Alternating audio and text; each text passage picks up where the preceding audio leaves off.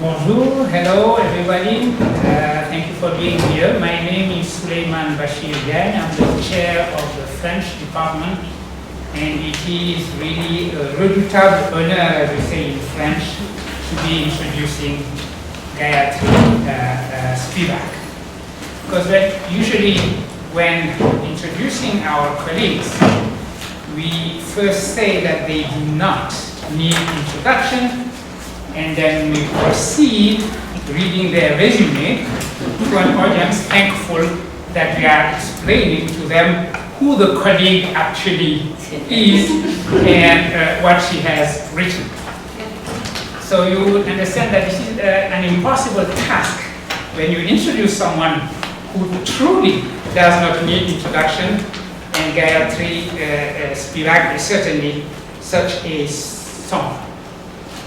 Her work, her oeuvre, is just a constellation of books that have given shape and orientation to many fields and subfields in which we all, that is, humanities and social sciences people, are working.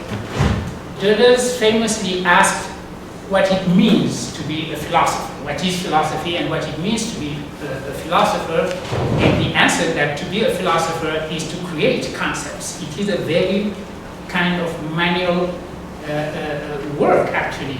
You just fabricate concepts. In the case of Gayatri, we are not talking about creating concepts, we are talking about fireworks of concepts. On that chapter, really, when we use concepts such as subaltern, strategic essentialism, postcolonialism, and I could go on and on. But it all started with the translation of Derrida's of grammatology, and I will just adopt that angle because what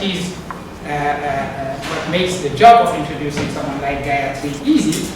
Nobody expects you to say everything, so you just pick up your angle, and my angle is that. It all started with Derrida's of grammatology, and I adopt that angle because actually history is repeating itself here, and the very gesture of translating of grammatology is being accomplished again by Gayatri as we speak. Let me say that I can present Gayatri Chakravorty in a few words by explaining that she is a precocious counterfeiter, born a few springs ago in Calcutta. Let me explain that. Precocious, she graduated at 13 from high school. Right. And she was involved as a child, as early as when she was 11 years old, in teaching, by helping her mother grade papers, faking her signature. Mother taught me how to fake a signature. I wasn't making it myself. So okay, we are indeed talking about a precocious counterfeiter. So, what do you do if you are a precocious child and you want to stay ahead of the tide after having been so precocious at such an early age? So what you do is that while you are still in your 20s, you decide to translate the major work of the major French philosopher of the 20th century and the most untranslatable of all. And here I'm saying that because Jacques Derrida himself said that he could not understand how much he has been translated, while he did think that he was the most untranslatable French philosopher. Let me read to you the way that first manifestation of Gayatri Spivak's audacity is described by Benoit Peters, who wrote a monumental biography of Jacques Derrida. The first occurrence of Gayatri's name is when Peters writes, Gayatri Spivak, a young woman of Bengali origin, starts translating La Grammatologie.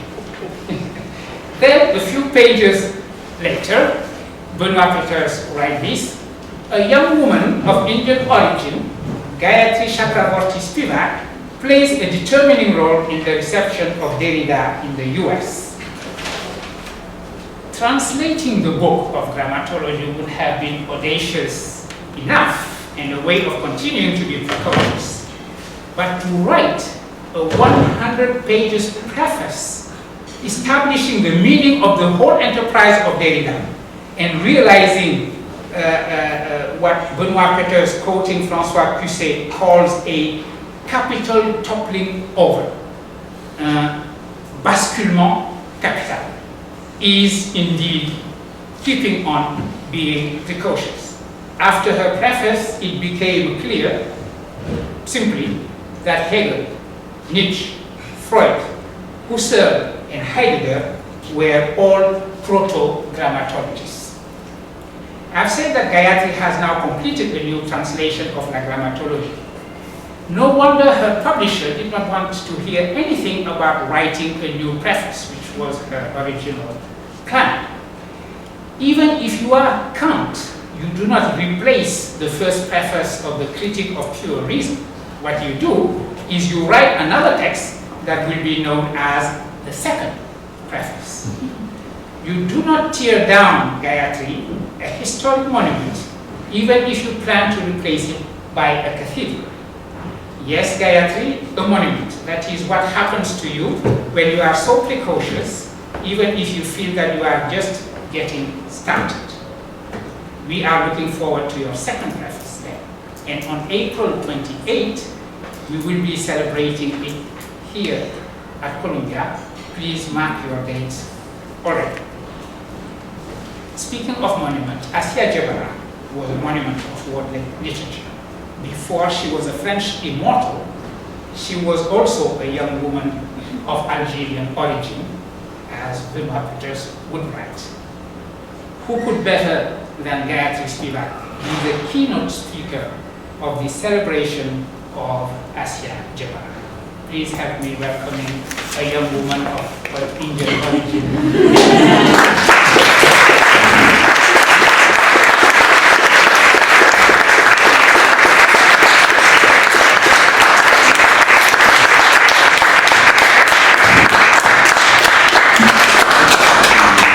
Thank you, Bachir. That was such an embarrassing introduction. What can I tell you? Especially, I mean, hyperbole is okay. And it is true, I know very little French, and that's one of the reasons why it was even more daring at the age of 25 to start. Now, perhaps only a person who has as little French as I do can translate the La Grammatologie. But thank you anyway. Now, I'm most grateful to Madame Dory for asking me to give this keynote, and she, in fact, asked me to present what I had given at Princeton right after Assia's death, and I will do that. But I will say a few things that I wanted to say today, perhaps in another talk altogether, and I will insert them somewhat. But this is really a mourning talk. This is a speech written in commemoration of the death of my beloved friend Assia Djebar on February 6, 2015. At that time, Etienne Balibar requested us to mention the death of Malika Lula, Assia Djebar's former partner, only 11 days after her death. As Balibar remarked, their quasi-simultaneous departure does say something about the remembrance of things past. I met Assia Djebar in 1991 at a Sixou conference in Canada. I am grateful to Mireille Caillé-Hubert for having brought us together. Something magical passed between us. Something magical passed between us. The second time we met, on a long walk through the streets of Paris in the evening, Djebar called me her twin sister.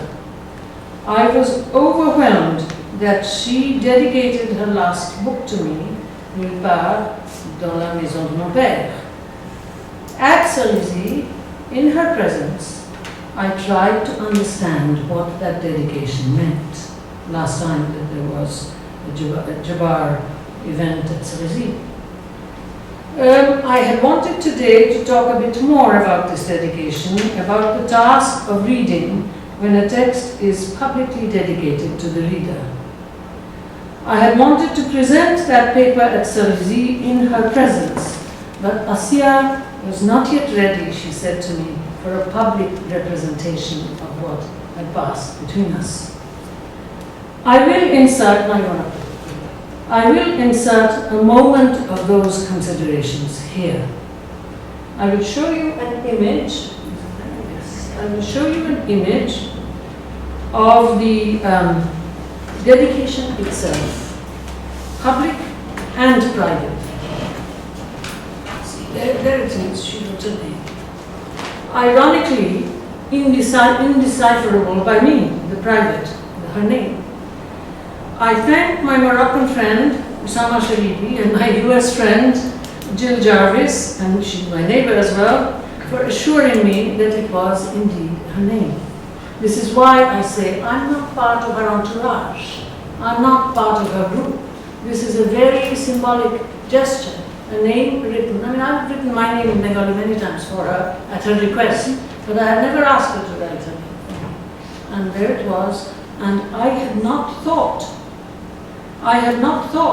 to actually ask her. Just, I read the book avidly, I spoke on it, never thought she would die, as we don't think our friends will. I would always ask her perhaps the next time. So I thank them, my friends, and I cannot help citing Usama's comment in a beautiful Maghrebi hand. What would I understand? He's a Moroccan, but there it is. So I thank Jill also for bringing me the Arabic translation of this book. I would have received it from Assia. What is it, I must ask, to enter the father's house with the title Nulle part dans la maison de mon père, changed into what? Doors of memory. Doors or gates of memory. What is it to enter with that kind of translation? Here then is a sentence from what I had wanted to say in her presence at Cerisy. It's the passage where she says, surtout pour ne rien oublier de ce monde qui est moi et qui n'est plus tout à fait moi. And I was going to say to Assia that because Assia actually caught that, because in my understanding, she's not an identity, she was not an identitarian, nor was I. It didn't matter to her that she could call me her twin sister, even though I did not share a past in detail with her. But it's possible for imagination to jump over that one. And so I was going to say that because Assia actually made this gesture, it was possible for me to come home. And then of course I was going to expand on it theoretically, but today I think I'm going to go back to the talk that Madeline wanted me to read. I just want to read one other thing from this book about her première amie, Mab. She says about her that she was la sœur en littérature. This was a person, Italian person. Then she asks in her book, est-ce que malgré tout, la guerre d'Algérie aurait laissé une ombre d'ambiguïté entre nous deux? Question mark. Not between us. See, that was the public part. Because 2 years before I met Assia, because I was not an identitarian, I felt that I did not want to remain confined to working merely on, young woman of Bengali origin, on Indian texts. And I asked myself, where would I go? And I thought that there was a certain kind of parallel, his very broad historical parallel, between the case of India and the case of Algeria. That is to say, extraordinary independence. I mean, in both cases, for Algeria and for India, the fact of independence was like a resplendent thing that people knew. And then slowly, by the time I was ready to go, in 91, Fils 1, 89 is the year that I started going. I learned some Maghrebi Arabic. What I should have learned is just lingua franca. Then it would have stayed with me a bit more. And I was moving with socialist women toward the Sahel. So this particular gesture, this particular awareness of a historical parallel between the two of us, certainly made it very clear, and we had many a conversation about this, certainly made it very clear that there was no difference between us as there was between Mag and herself, the première amie, Sœur la littérature, when there was the guerre d'Algérie. Now the thing about this was that till the end, we were planning to go, because I've been to Algeria many times, obviously because of this, until finally I had to leave in 92. Unplanned departure. I stuck with Madame Ben Melouka in Lyon, but that's a very different scene. But we had planned to go to India together and to Algeria together. That was not to be. Anyway, that I just wanted to say just that about this book, and then I will just go back to my memorial address. This is a window. Yes. She has been gone 8 months now. And I have been remembering the times that she came to stay with me in my apartment, and how she was always going exactly the wrong way, so that I had to rescue her from the clutches of the New York map. How she would leave umbrellas behind on rainy days. A lot of laughter.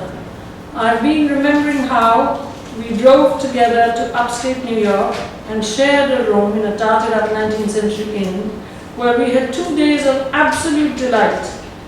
Eating well, talking non-stop from politics to love affairs. I miss her not only in my intellectual life, but also in my affective life. I cannot think that I will never hear her voice again. And I should say now, perhaps it is not quite correct to say it then, that in her decline, there was a certain kind of sharing between us, which was extremely moving. I will never forget the moments that passed between us. It's not very well publicized, and I do not believe, if I publish this essay, that I will include these remarks. But this afternoon, I do want to say for my friend that it's what Shakespeare calls crawling unburdened towards death. When one shares that, and especially the unburdened, in our deplorable religious culture, there is, however, some good words here and there, and one of them is Mohabunipat, that is to say, when an elder, which was 6 years older than I, when an elder departs, it is the death of a great teacher, because you learn how to live in how they move towards death. And I must say that it was too soon to say this when I spoke a month after her departure at Princeton. I will witness to that here, not for publication, between you and me. Yes, I will now read from a piece that I wrote. This is a very different kind of voice now. I will now read from a piece that I wrote for a volume on how to teach Assia Djebar.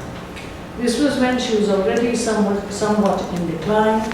She never saw the finished piece. Here it is. For me, it is difficult to restrict Djebar to any one approach or any one context. Commenting on some archive footage of the 1960s anti-colonial struggles in Mozambique and Angola, I wrote, although liberation struggles force women into an apparent equality, starting with the 19th century or even earlier, when the dust settles, the so-called post-colonial nation goes back to the invisible long-term structures of gender. The most moving shot in the footage that we saw was the Black Venus, which reminded us of the Venus of Milo with her arm gone, who is also a black Madonna, suckling a child with bare breasts. It's a living black woman. Some of you may have now seen the film. It's made quite a reputable novel called Concerning Violence. And in fact, the director wanted me to speak at the beginning of the film, saying that this is an example of Fanon's words on violence. He showed it to me in Sweden, the Swedish Film Institute, and I said, I'm sorry, I can't say anything. This is not an example of Fanon's notion of violence at all. Because I believe with my friend Edward Said, Fanon was a healer. Assia worked with Fanon in Tunis. This is not, I was very outraged by it, but he wanted, because I was critical, he wanted me to say something, so finally I did speak. And he had a picture of the Venus. This icon, I said, must remind us all that the endorsement of rape continues not only in war, but also, irrespective of whether a nation is developing or developed, in women fighting in legitimized armies.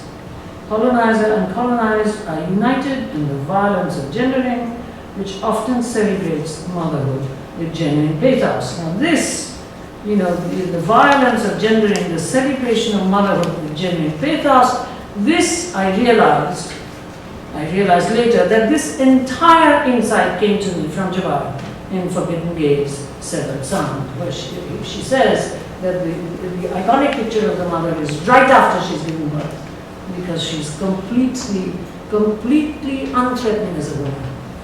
This is the nature of my debt to Djebar. In many different contexts, lessons learned from her writings crop up to help me to think. So I'm not a commentator on Djebar.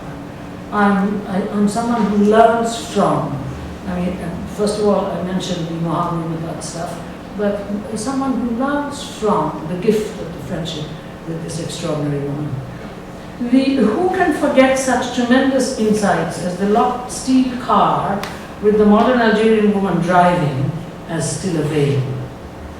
Beyond the veil, the insight travels into the gated community as prison. Her most important stance is against identitarianism.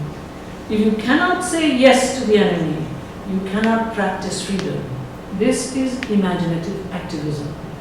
This is, for example, Martin Luther King in Beyond Vietnam. Wonderful sermon which he gave a few blocks from here.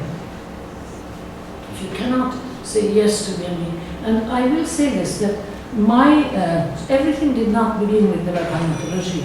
In my English honors class at the University of Calcutta, we were the first generation, really post-colonial generation, to be adolescent learning English literature, right?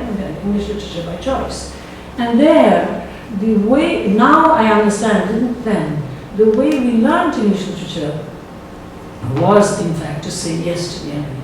I have recently written I'm going to get my water because I have a bad cough. I'll speak loudly and you will be, oh no, but you missed the watching part, especially if you missed the mic, right? I've recently written a piece which is going to be published very soon on Coleridge, Willing Suspension of Disbelief, where in fact the essay breaks at the end. It totally breaks because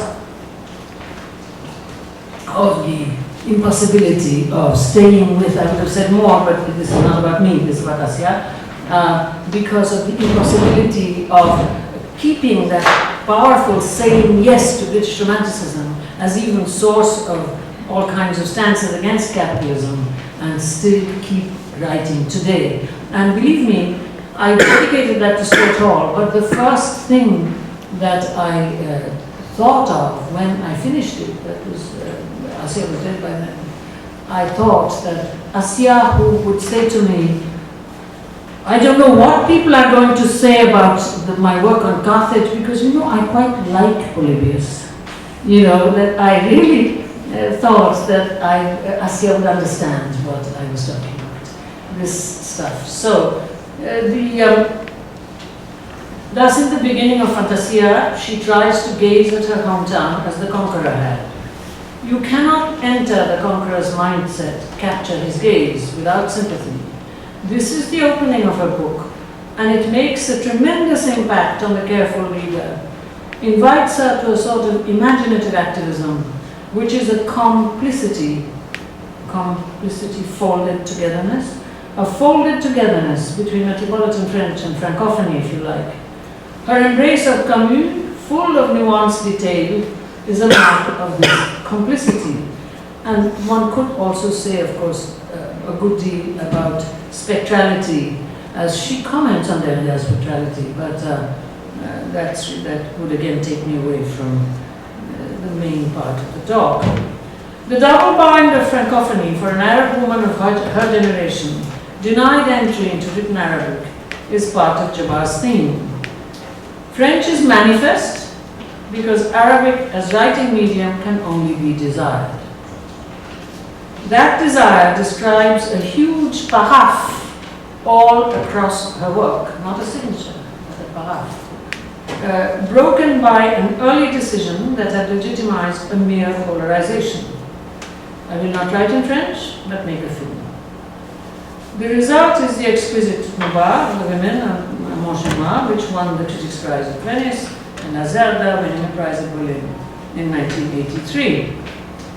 She could not remain within that unproblematic ritualization of the self between the verbal and the visual. In 1982, she starts a magisterial Algerian quartet. At the close of Fantasia, she gives us the best metaphor for the double bind of Francophony. Her father's traditional decision to marry her off as a child bride to the French language. Wow. This so resonates with my more feebly expressed conviction that the bride in traditional exogamy is the originally diasporic, redefining exile that I rejoice. Male statements about or reflections upon exile completely forget that before any talk of exile came up from male persons, and before marriage was made into a laughing ceremony by the Victorian upper class, exogamy was in fact, the bride in exogamy was a diasporic who had to make herself over. And I come from a situation born at the end of the extended family where we certainly wept at the end of every wedding as our sisters went away. So to an extent, this idea, to then in Assia, this extraordinary metaphor that Assia was given as a child bride to the French language traditionally by her father. There is so much to think about it. That's why I'm undone by the change in the difference in the title of the French book and the translated book, her first book to have been translated into Arabic. Il n'y a pas d'exil, she says in Women of Algiers, that had already enriched Said's sense of the exilic and Derrida's Il n'y a pas de hors texte. In the rest of Fantasia, a plethora of metaphors stages the inability to grip this double bind in a single articulation. The autobiographical subject's personal reaction to women's orality is just as doubly bound, but collectively it is seen as memory chains, not history, but the longue durée in fiction, its appropriate habitat, imaginatively recreating the ancestress of ancestresses whom no soldier was to describe. Literature is not evidence, but an instrument for imaginative training. This is why I said what I said, that the reader, that kind of a text pushes the damn reader, even if he or she is not in a literature class, to say, hey, it can't be, come on, let's do it another way. So literature is not evidence, but an instrument for imaginative training, a defense of fiction, if you like, over against the coarser contemporary trend to privatize historiography by so-called cultural memory. This fiction has a broad field. Her, quote, feeling for Islam comes through the Abraham Ishmael story. Read this with Derrida and Vattimo locating the ethical moment of the Abrahamic in the negotiation between God and Abraham. Toni Morrison had maternalized the story and made the murder happen. History, where God came to hold Abraham's hand, but history did not come to hold the mother's hand when the sacrifice was made. Toni Morrison had maternalized the story and made the murder happen. So does Djebar's text in other ways. The women's chants make Sarah speak. Via Sarah. we are obliged to look at the interstices where Arabic makes its entrance, rewriting Nietzsche's Baubo, post-reproductive women, into, quote, figureheads, this is Djebar, at the prow of memory, unquote. Riffing Islamic feminism in reporting the art's triumphal repetition of a verse in the Quran that would prove to her that, I quote, woman was historically the first to adhere to the Islamic faith, unquote. And the mother publicly passing on the Quranic injunction to read to a girl child, trumping Rushdie in acknowledging pre-Islamic goddesses available through her second mother tongue, Libico Berber.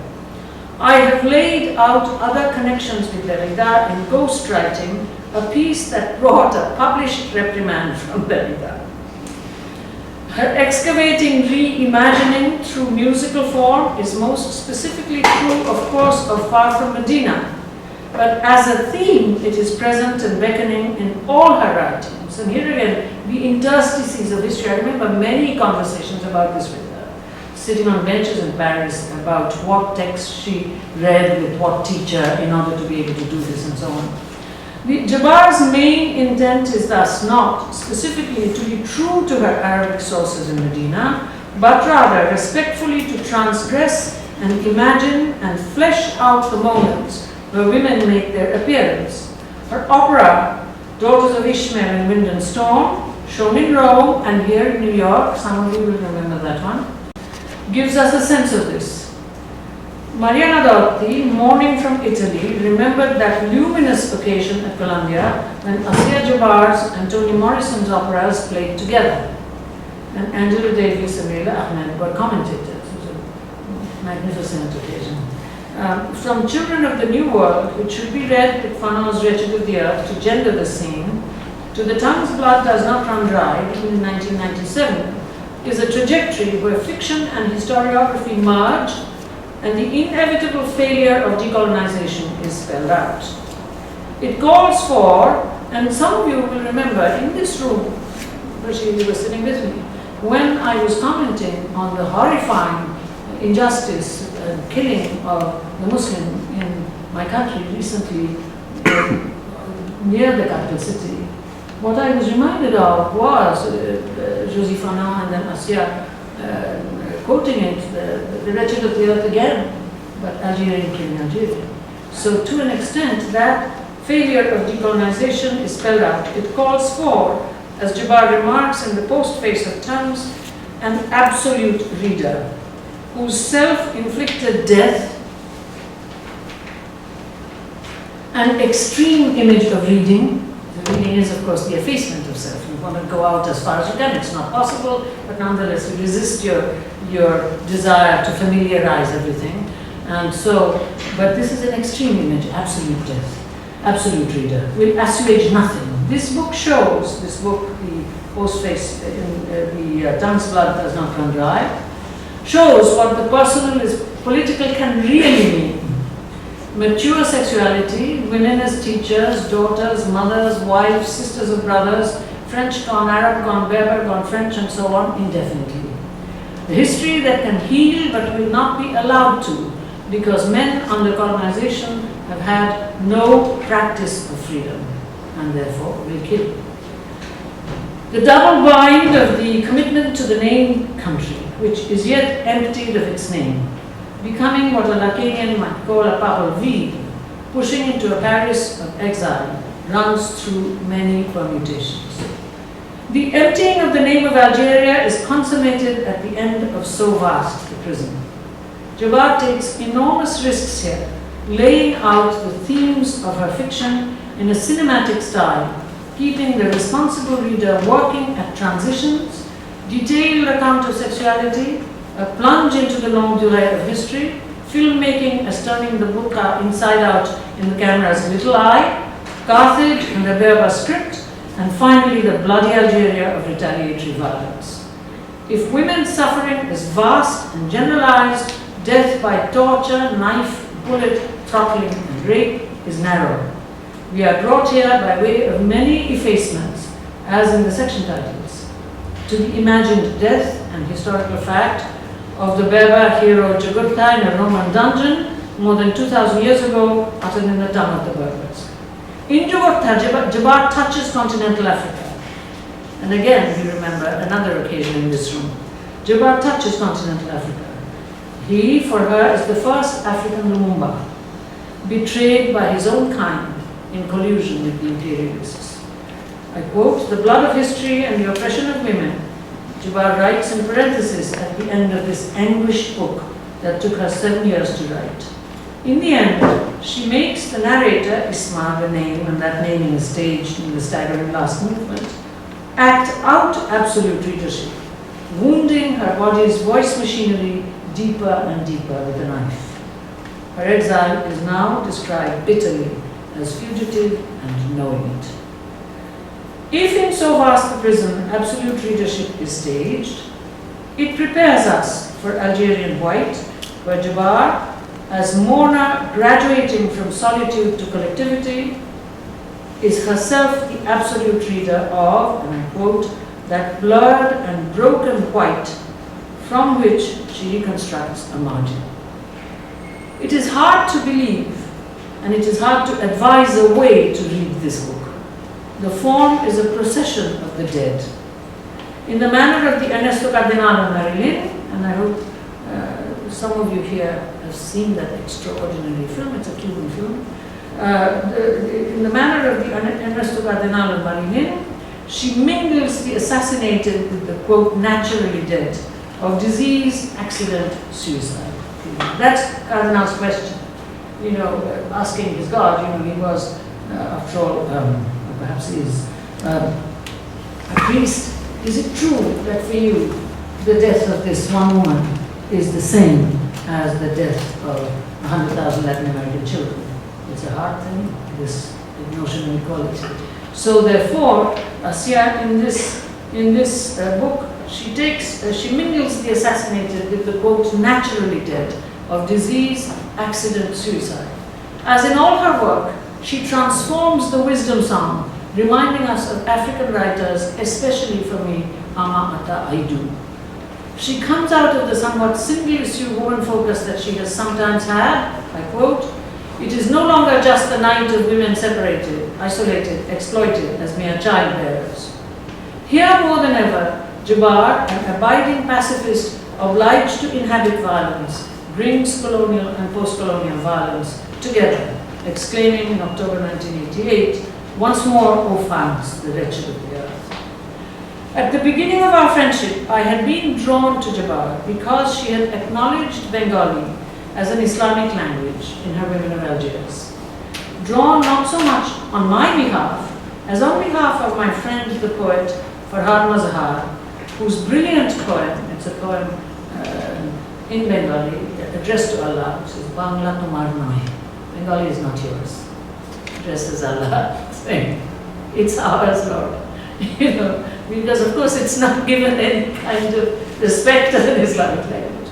So it's fantastic. I've translated so I was, at the beginning, I was drawn because she had acknowledged Bengali as an Islamic language in her Women of Algiers, on behalf of my friend, the poet Farhad Mazhar, whose brilliant poem takes Bengali away from Allah, turning the general non-recognition of Bengali around, quite as the eye of the camera turns the book around for Djebar. In Milpar, thinking that I could share in her predicament, she considers the double-edged gift of the veil of the French language and culture from her father, without the access to either the women's or the men's world fully, and she generalizes her intensely private story. The theme of self-effacement is center stage. To answer the responsibility, I pointed to her at Cerisy, at my own development of the idea of being married to colonialism, in the very same essay, as yet unpublished, where I presented the thought of the bride as part of that image of marriage, and I've given that paper at a number of places, including Beijing, and two places in New York, but people never comment on that part because it really does bring in a good deal of the body being married to colonialism and the child wedding to French. Assia Djebar was a cosmopolitan, a star, a francophone writer, a feminist. Each of these descriptions is problematized in her work. To be a star is to be nowhere in her father's house. To be a feminist is to generalize women's oppression. Francophony is a labyrinth of double binds, an enabling violation, a distancing from the oral and the originative.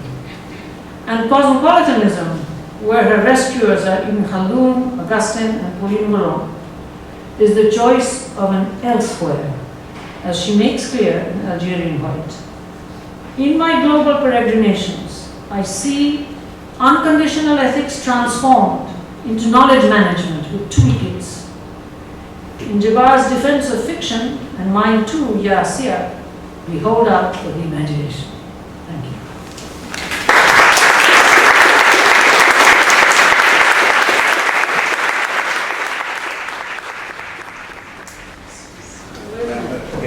Thank you for this little voyage in the history of your relationship to Russia. It's a very personal thing that I'm sorry, but it's a mourning thing. No, of course, it's great, it's important. I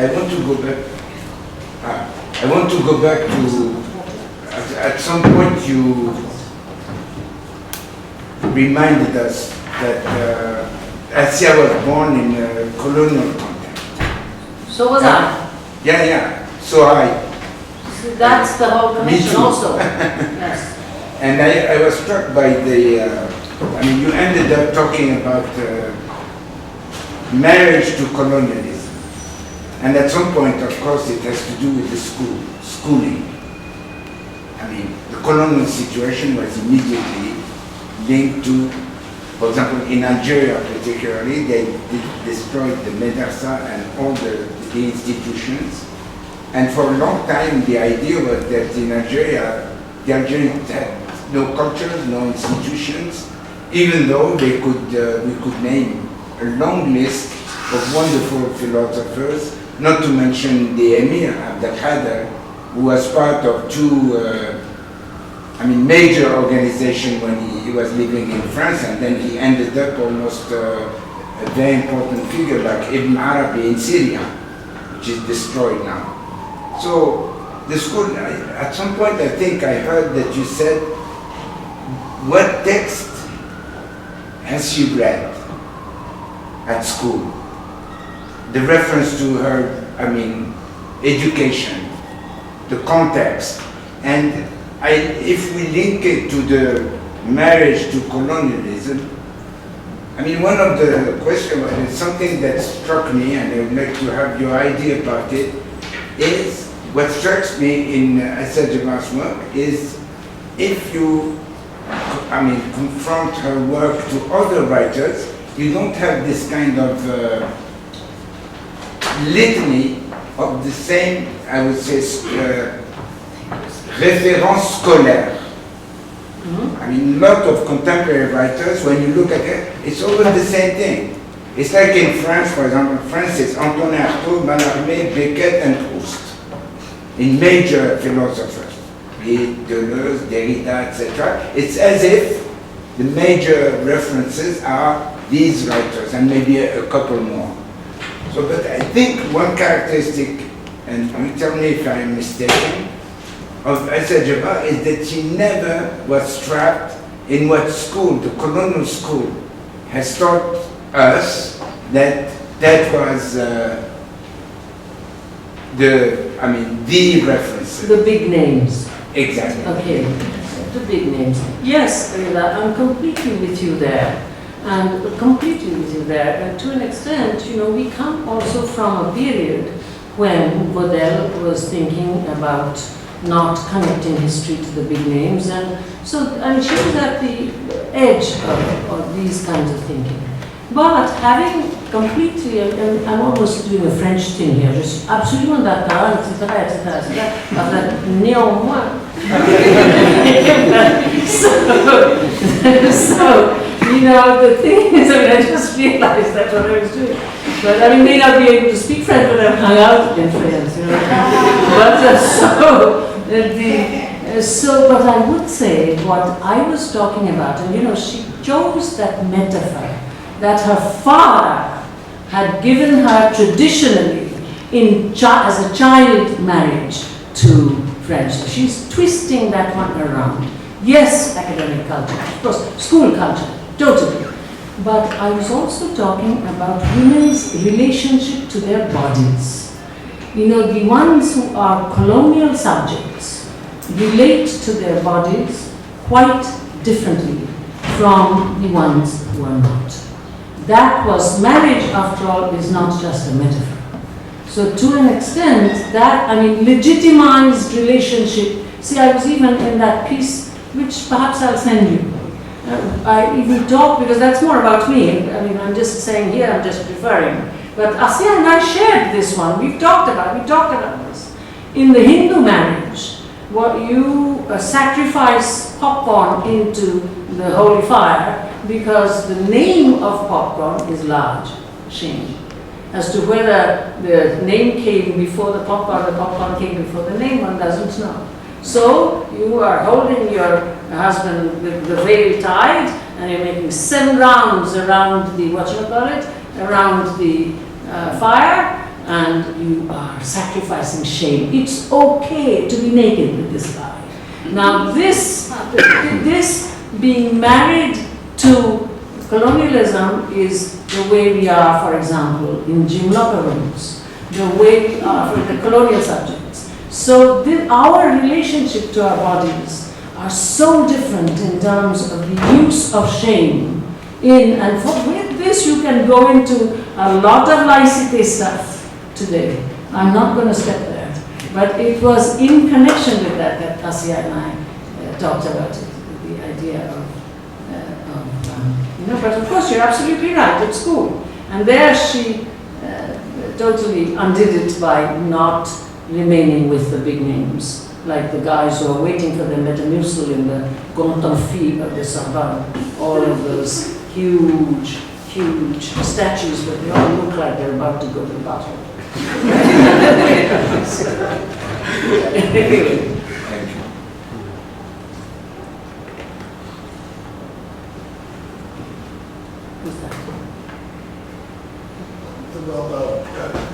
To follow up with this excellent question, and I'm thinking also of the paper that Maria Policarpo gave on Fantasia. What about autobiography? What you say about the body is so fascinating. Does the possibility of autobiography, as explained repeatedly in Fantasia, come about only through French? Well, it's since she was writing in French, that's the situation. It's not an expository text, right? So, but you remember how she explained autobiography as skinning, as the skin being flayed from her flesh. So that's why I call it enabling violation. That's an image from that book. So, therefore, the possibility of being autobiographical, that word itself, if I may tell a story that I've told about 1,000,000 times, so some of you may have heard it, but I like it, so I will use it again. My friend Deborah White and I went to this fantastic performance of Swan Lake, and she really knows about ballet, and we came out and we were drinking coffee, and I said to Deborah, if I were Max Weber, I would say, Europe doesn't have dance. It only has very well synchronized hatha yoga. So, the word autobiography in itself defines a certain kind of work or gesture, which it would be hard to simply push into, because this is one of the things about translation also, that I work a great deal with people who know no English at all. And of course, the Universal Declaration of Human Rights, all of these things have been translated into a certain kind of completely fake elite Bengali, which the persons who really don't know English would never understand. Okay? They creolize the English. Okay? There's harassment, they would say. rather than some peculiar word which undoubtedly the Bengali translation of whatchamacallit has. So to an extent, this idea of autobiography only in French is in itself a non-question, because you don't just find, I mean, you have the great male autobiographies, but were they like autobiographies? Or how did we learn to call them autobiographies? I mean, if you look at Ibn Rushd's translation of Aristotle, they don't look like translations.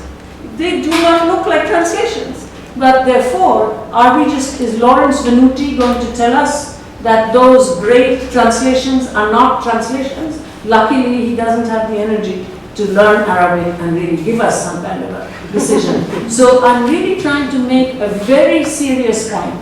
You cannot have, I mean, Henry Schwartz, who hardly knows Bengali, in fact doesn't, only the swear words, has decided that there is no Bildungsroman in Bengali. Are you joking? Who the hell wants to have something like synchronized Hatha Yoga in Bengali? You know what I mean? So, therefore, you know, as Weber said, India has no philosophy, only religion and so on. So you decide that you have a definition of something with a word and doesn't travel. So this is the one I think it would be hard to push onto the fiction, because she is not, remember, she is not writing expository prose. And as for the success, you know, in that mistranslation of the title is the carelessness of the possibility of women's autobiography. These are not doors to memory, unfortunately. But we can add also, Gayatri, the fact that Assia Djebar syntax is the creation of another new, completely new language. Yes. Particularly in Fantasia, for example, there are transcripts, and in fact, when you have the ear, you could really see that she's talking in tongues. There are different languages, yes, which are involved. And it's like with Katab Yassin. In Nejma, for example, la vérité, c'est la pire des calamités. La vérité, c'est la pire des calamités. And it becomes a transliterate, and phonetically, it's a production of sounds. It means something for someone who is able, who is used to listen to how the way people speak in You see, this is French. something that you can do with this better, and I can do there. You really have to know the language as the language that you learned before reasonableness. Then you have the mother tongue, in other words, you know, and how, I mean, our goal in comparative literature is to approach it, but only to approach it. But the way, so yes, of course, and for us, for example, as I'd say, I'm not trilingual, I don't know French well. I have a sense for French, but that's, you know, Roger Laporte gave me a wonderful comment. I mean, he said to écorcher la langue, but one understands that you really feel the language, and I'm just going to inherit it as my wonderful gift. But all we see is all those O's, right? Or yas, you know what I mean? There are many more O's in her writing, oh France, or this and all that, which you wouldn't get in like a straight hexagonal French, quite so many O's. It like makes it come alive when you realize that it's that oral impulse is at work there. No, of course you're right, but I can't do that. See?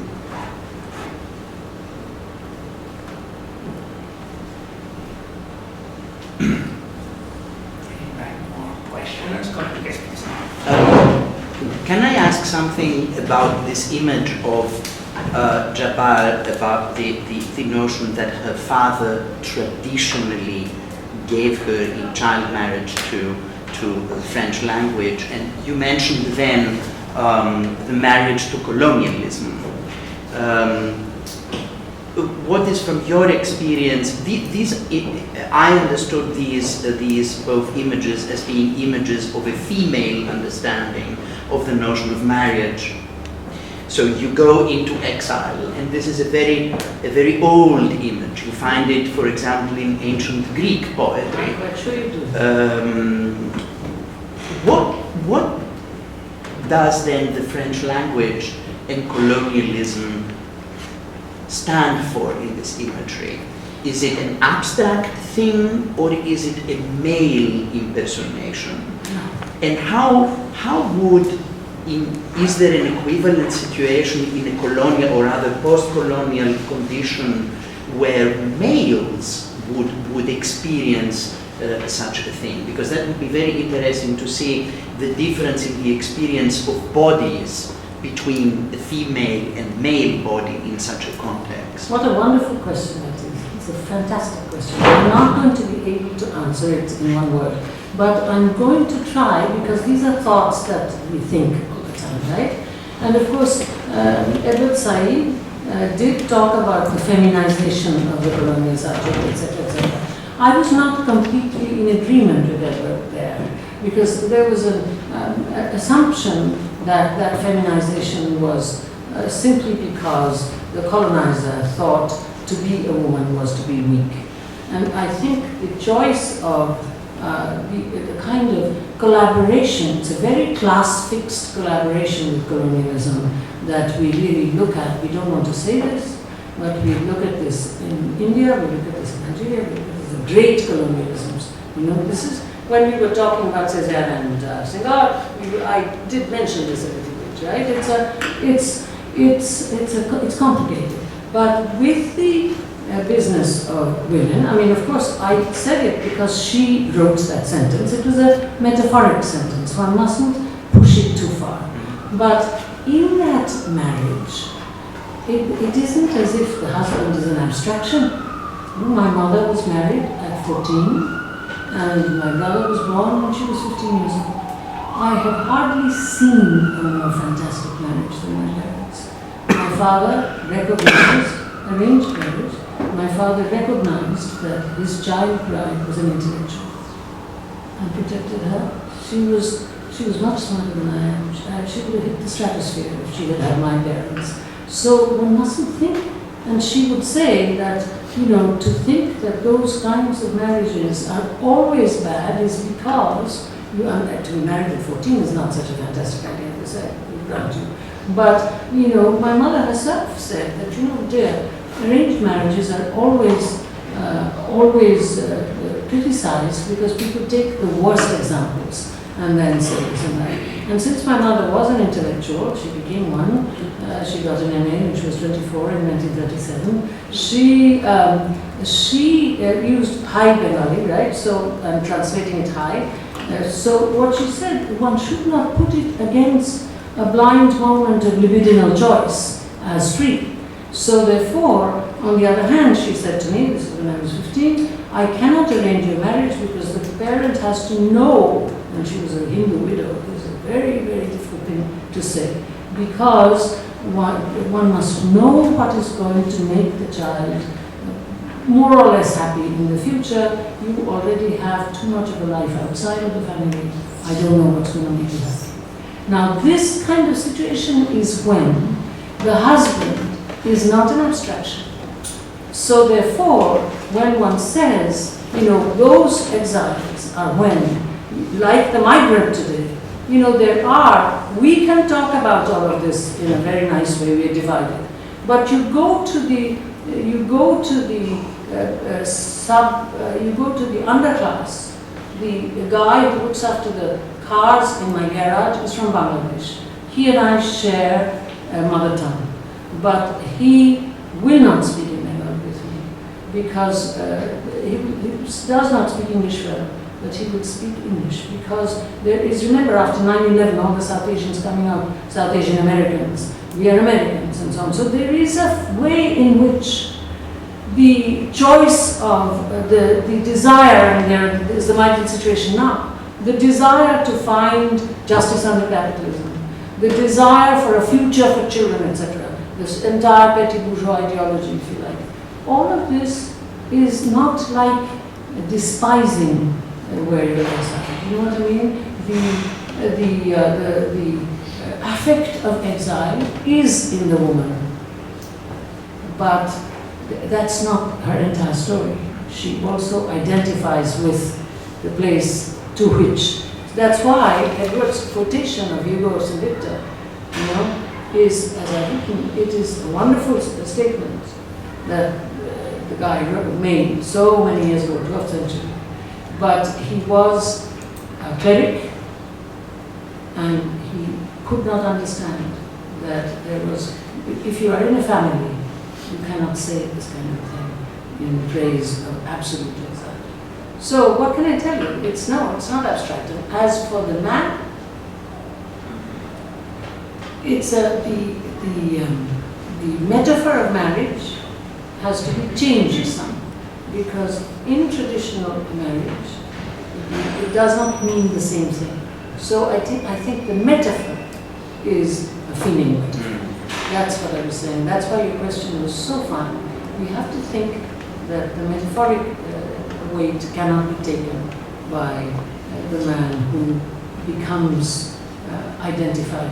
No, because in the traditional marriage, the man receives the and therefore in exogamy. Yeah, and therefore he is the locus to which the exogamic woman comes. Yes, and so therefore marriage will not work as a metaphor. Yeah.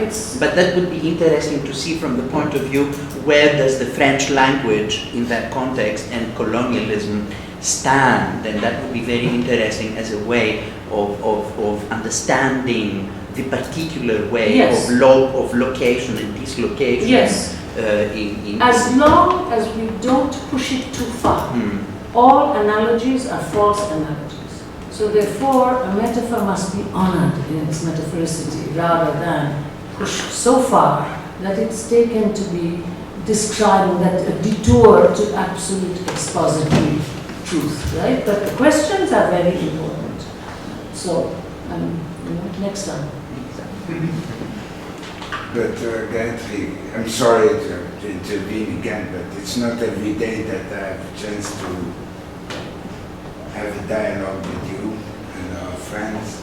It's just that if you think to Derrida's monolingualism of the other, you realize that, when I read that book for the first time, I thought, how come that the father of Deconstruction is telling us that in fact there is one level which is undeconstructible.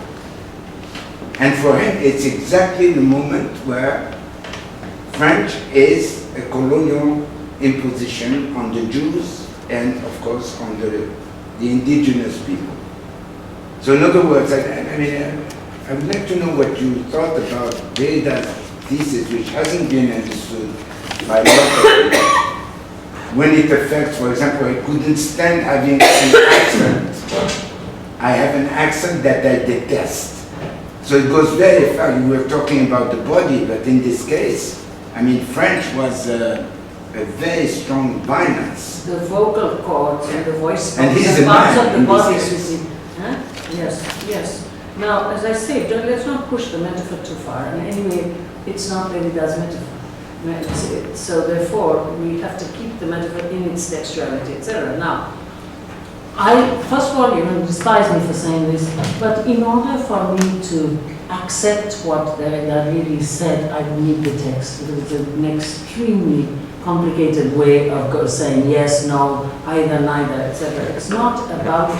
Now, there are indestructible moments in deconstruction outside of just taking French as your language, because also his relationship to Arabic, of course, was not the same. And one of the things, if you are working on Du Bois, as I am, and of course, whenever you give a certain kind of talk, you have certain kinds of audiences. So I don't know if this is going to ring a bell for anyone, but Du Bois was very basically envious of Booker T. Washington because he had been born a slave. Understand? And so, remember this? Were you at the conference in Louisiana where this speech was given? Were you there? No. No. You know who was there, of course? Abdelkader Khatib. And so, therefore, Derrida was extremely uptight as he was speaking.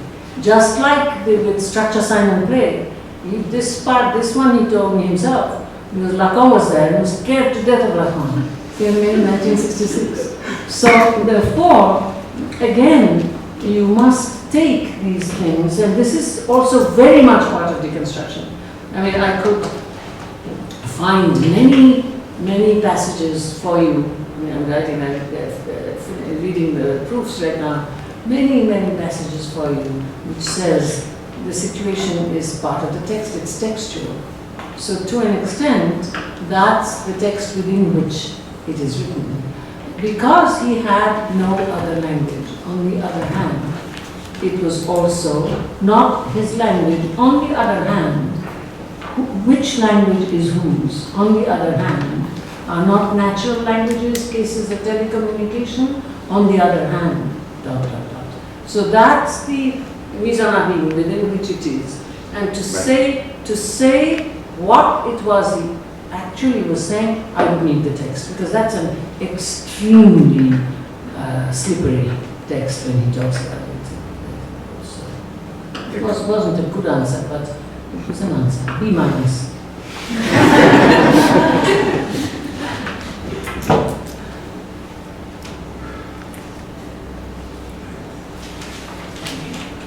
Let me ask then about the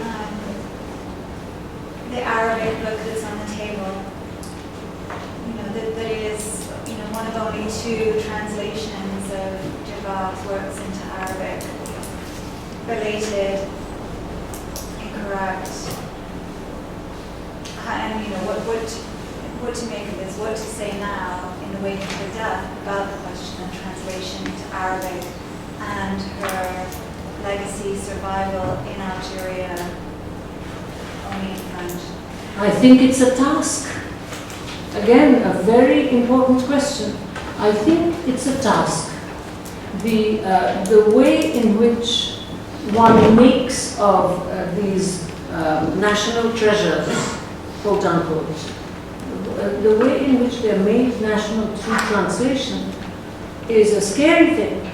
So, to an extent, I would say that perhaps the time for translating has not come yet, unless one will do it in such a way that this double bind of the relationship to Arabic will be available. I mean, that's why when I looked at the title, I can't do anything about this. But it doesn't just happen between French and Arabic. You remember our friend Mamadou, yeah? When Mamadou Diouf, I so love him and admire him that I have myself proposed that I teach a course with him. So therefore, and if he were in the room, I would also say this, as I have said this to him. He translated long before we met, Can the Subaltern Speak? But it was not possible for him to see that it was necessary there to break the rule and think that women also represent human beings. They're not just, which is why I liked your question, they're not just one kind of human being. And translated as La subalterne peut-elle parler, rather than Les subalternes peuvent-ils, etc., etc. So therefore, you see, there are ways in which one must enter into, and that's a task, that's a tremendous task. Luckily, my Bengali stuff is so complicated, and I'm such a scary person that I never allow, nobody is able to translate anything into either from English to Bengali or Bengali to English. And I sit there like a, rock of ages. But I'm a very special, scary kind of person who's easy to control. Assia wasn't. And so, no, I think it's a task. I think our legacy must be preserved, but as what? And Tagore, he translated his own stuff into Victorian prose. And so when this Ketoki Kushari Dyson dared, and Tagore's been dead, he died the year before I was born, so that everyone told me, my relatives, we believe in, right? So they would say yes, and I would say, no, Virginia Woolf died also. I'd much rather have Virginia Woolf than Tagore in 1941. But anyway, so Tagore, she died in 1941, but when Ketoki Kushai Dyson now, dared to produce translations that really respected the spirit of his poetry rather than his stuff. There was a huge hue and cry in Bengal. So therefore, this is a heavy-duty task. How are you going to, even when you read like Hegel, who's here? Surya and Ben are not here. We're just reading Hegel's Beautiful Soul. We read the German, and then we look at the English because after all, we have to teach in English, right? The bloke who's translated has not understood one word of what Hegel was saying. The whole damn thing is completely trashed, psychologized into nothingness by his translation. So that therefore, the task of preserving legacies is, you've put your finger on such an important thing. This is much more important. Why do you think I retranslated the grammatology? Because I thought the first translation was bad. That's why. So I've grown up a little. So that's, therefore, it seems to me that we can't do anything about it except try and train students and so on. How do you like the fact that all the translations from the Arabic, all of the ones from the West, for the Western texts have been well translated. The Eastern texts, no. And in fact, what we need is someone who knows not just Arabic and Farsi and so on, but Pahlavi and all of those languages, so that they can be translated into books. The task of translation is an unbelievable task, man. I don't know what to answer to your question. You had a question? Yeah, I was actually thinking about the term imaginative activism that you mentioned. So I was wondering whether you would be interested in elaborating on that, because people often tend to see activism as something grounded, but then imagination is also necessary for some kind of activism. So I don't know the contradiction or the gap or whatever. So is there anybody in this room who thinks the imagination is grounded? I will have to, or do I have to work within an understanding of the imagination as not grounded? See, the imagination is a very powerful thing because it's neither rational nor irrational. You can't control it. You can't, you have to control it. But what activism is grounded? You have to be able to think about whoever you're being active on behalf of. If you just be being justified self-interest, being active on behalf of yourself, your rights, etc., I don't think it's that necessary. It's good. I support those public interest litigations, etc., become part of them. But if, this kind of strange woman says, I want to feed some children. So the thing is, one has to understand imaginatively what the other is in order to be able to have the audacity to say, I help. So without imagination, so-called activism is just kind of self-satisfaction, which is very nice, or celebrity seeking, web pages, all that, which is also very nice. I have nothing against these things. But imaginative activism is that one. When did I use it? I said when you can say yes to the enemy and see complicity. So therefore, that's what I said. But that would take a very long time really to explain that, because that's all I ever tried to teach. So 14 weeks at least, 50 years at most, since I became a tenure-track assistant professor in the fall of 1965, which means 50 years, doesn't it? So it's a very sad thing. That's how it takes. That's how long. Yes. If you allow me, or maybe you don't want to go back to that, I was very moved by the picture that you showed of the dedication, the signature of Assia Djebar. It's not really a question, it's just a comment. What came to my mind was the dedication that Albert Camus made on the manuscript page of his last book. Yes. Le premier homme. About which Assia wrote very movingly, yes. Yes, and we know what Assia Djebar. But it claimed him a little in terms of what was going on in Algeria in 1998 and so on, but carry on. Absolutely. And on the manuscript page, Camus, the very first page, he used a letterhead page of himself, Albert Camus, but he crossed out his first name and added veuve, so widow, and so he dedicated his last book to his mother and said the dedication reads, to you will never be able to read this text. Because his mother could not really read that well. And speaking of imaginary, it's as if it's both a gesture of absolute empathy and complicity, but it's also to the complicit reader is an imaginary reader.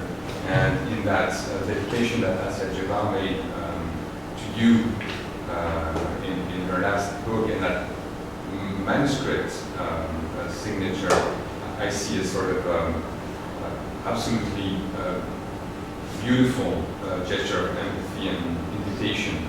Yes, destinérance. By the way, empathy, which is an ugly American word, and complicity are not the same thing. Complicity is an ancient word, and I use that word as being folded together. You know, it's not a psychological word at all. In fact, empathy is not imaginative. Activism is a shortcut. I think what was happening, but I think you have a very good point there.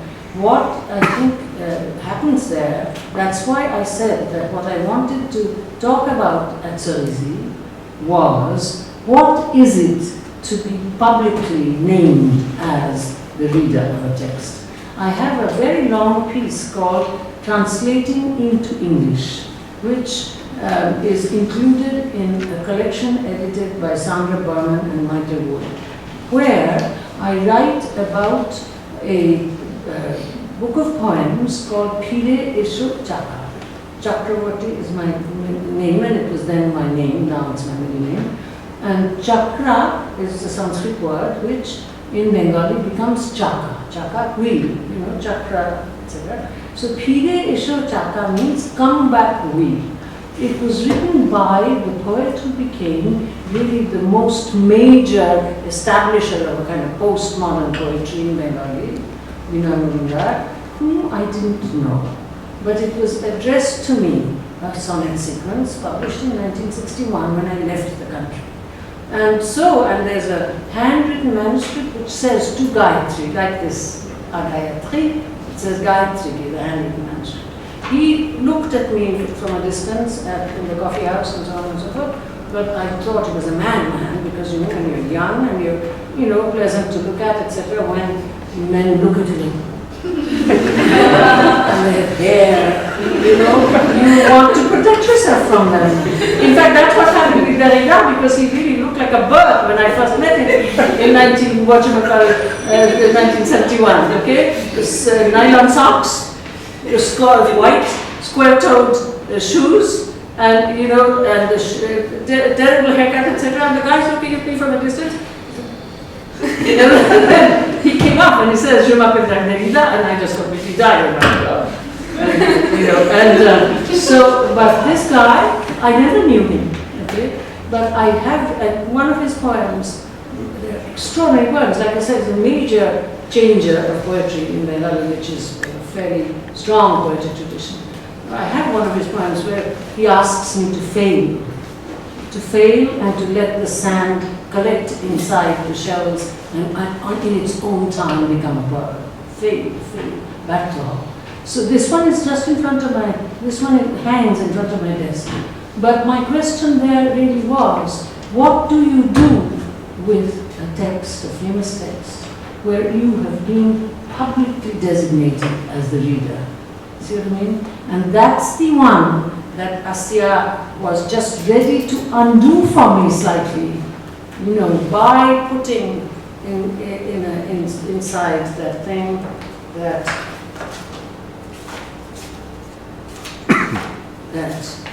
thing. Let's find it. There. So you see, it looks quite different when you look at it in the writing. You know, she tried to undo it slightly by dating it and putting her name on it, where before that is the majesty of avec mon affection à Gayatri. And I never knew, we never had the time really, because I couldn't speak, as to what it meant to have this last text, which was so deeply autobiographical. And in fact talked also about effacing herself. It begins with that attempt. And what it meant for her to feel that that was the text, that after all we had known each other for a very long time, but that was the text, that what was my task then? So yes, I think when this is done, and in answer to Camus, I'm not illiterate, I can read, but in response to the Camus dedication, now I never say anything, anywhere at all, if I feel that it cannot be in the sense understood by the language illiterate with whom I've been associated for 30 years now, running schools and training. I never say anything that will not be in the sense understood by them. So I understand that very, very well as to how one speaks, because they can't understand English, obviously. How one speaks to people who are not conversant in the language that one is using. But this is a long answer because it's a very, very important question. And this I don't think is B minus. One that I was speaking in terms of Derrida was a little B minus. But this one I think is moving up towards a B plus. So what else?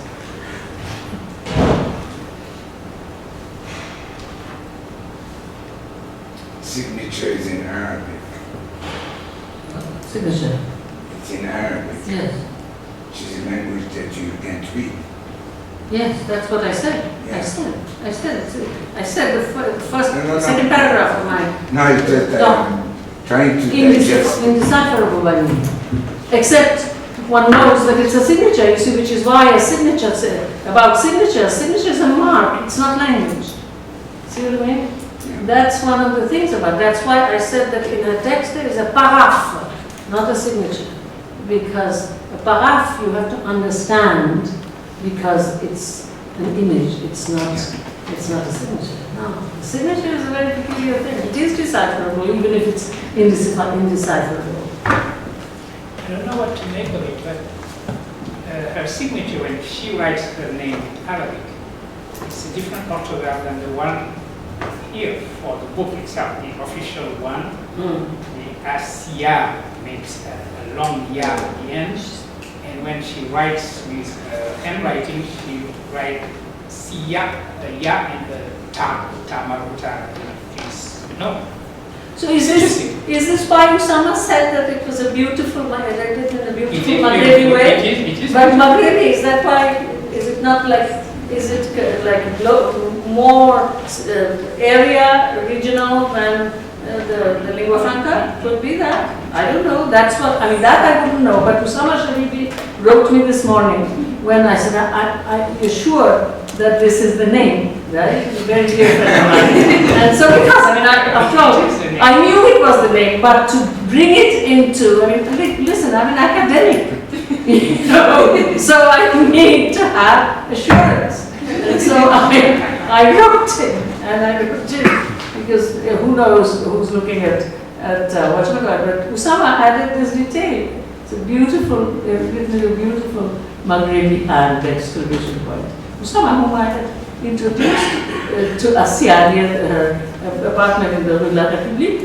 So he was very, very. But graphically, it's interesting because someone who writes Arabic wouldn't write the way she wrote her name. Right, that's what I'm trying to say. Yeah. That's the comment. This is very important and interesting for me. That's what exactly what I'm trying to say. That it's that I wouldn't understand at all. That's where it's not just a signature. The S, for example, just But guys, aren't they different names actually, like Assia and Assia? How would I know that? Well, yeah, true. I mean, maybe Jill would know better. But, I mean, Assia is a name that is a a given name, right? Well, Assia is Asia, Yes. so it's the same. I believe in Arabic. At least that's. I mean, it's a wrong comparison to take it back into Persian, but I know that's the way it is. Assia, it's borrowed from Arabic and it means Asia, and Assia is a given name, right? Well, these are things that you folks must think through. But it's very interesting for me now to see that what Usama commented on as an excellent Maghrebi, beautiful, he said, Maghrebi way, is now being measured as distanced from the lingua franca. And so therefore that is also very interesting to see how these things should be understood. And when I perhaps write on this, I will think about it a little and see what one can make of it. What's in a name? Exactly. Not exactly. It's a joke. It's like the Archie Bunker, remember? Archie D. Bunker. Yes. One last point. In this wonderful wide-ranging talk, you made a mention of Braudel. I think it was about the historiography not involving great names. And I was wondering if you had a take on Assia Djebar's historiography in Fantasia, for example. I mean, she says she was born when the colonel burned her town in 1848, whenever it was. Well, I think she was certainly not negligent of the dates, but generally their dates. There is a very important discussion of dates in one of her texts. Now I don't quite remember which one, but yes,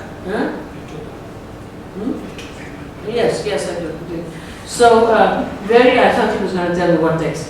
But the thing is, what there is also in her is a great deal of interest in the interstices of history, where in fact one must, and I was talking about the blanc textuel, right? So you have the historical account. That's imaginative activism, by the way. You go into those interstices and you try to make them come alive. This is a hard one. So it seems to me that she's certainly not. I was talking about whether, because I just taught that section for Lydia Leo, and she was reading it with on history, the first part where he's talking about big names, who also didn't like big names. But the thing is that this kind of thing is her historiography. I would say this. Okay. I have been asked to write a memoir. The year Edward died, Edward had told Tariq Ali, if anybody writes a memoir, ask Gayatri Spivak, she's had an interesting life. I wear that remark like a crown, that he thought so. Okay. But I'm completely uninterested in writing a memoir, it bores the hell out of me.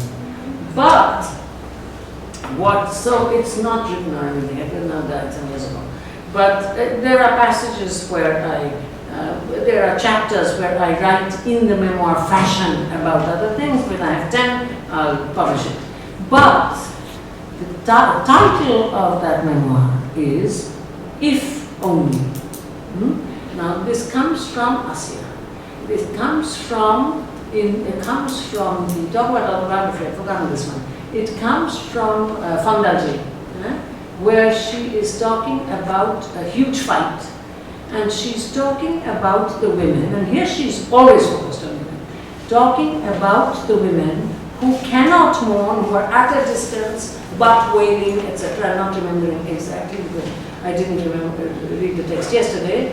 But what she does write there, using the French word investir, which, as you know, is also the translation of Freud's word besitzen, which has been exceedingly poorly translated into English as cathexis, that is to say, occupy with desire. And she writes there, if only I could, and then she uses the word investir, occupy with desire one of those wailing bodies at a distance. And this, I believe, is her attitude toward the historical record. You know what I mean? To cathect it. You know, because we know hypercathexis, attending to it. But that is also a fine thing. But a fiction writer, investir, if only. It seems to me that that's, as I understand it, you see, I feel bad speaking for her, because I can quite see Assia getting up and in her way, then giving a long harangue saying, yes, but Gayatri, etc. So don't take my word for it. Don't take my word for it. It's just a reader, a devoted reader and friend. Devoted reader and a friend could really end this lecture, and we want to thank you again so much.